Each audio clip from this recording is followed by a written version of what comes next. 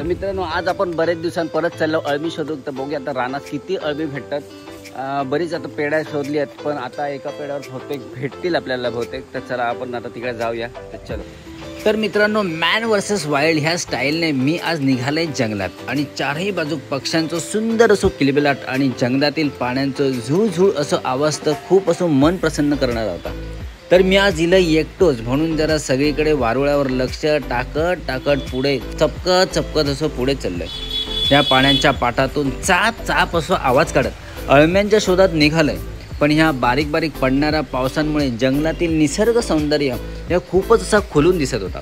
तर फायनली आपली ही शोध मोहीम संपून आपल्या एक अळम्यांचाच म्हणजे रानातील शुद्ध नॅचरल अळमीचा दर्शन झाला. तर मित्रांनो अळमी दिसल्याबरोबर जरासोही वेळ न घालवता त्या अळम्यांवर धाड मारू सुरुवातच केलं. जी येत नाही त्याका कट अशी मोडून काढले.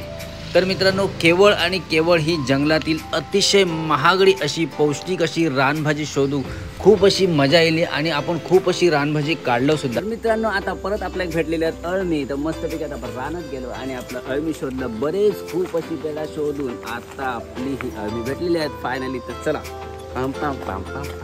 तर मित्रांनो असे आपल्या कोकणातले नवीन व्हिडिओ पाहण्यासाठी माझ्या नरेश कामते ब्लॉग्स या चॅनलला नक्की सबस्क्राईब करा. तर भेटूया पुढच्या व्हिडिओत. Bye bye.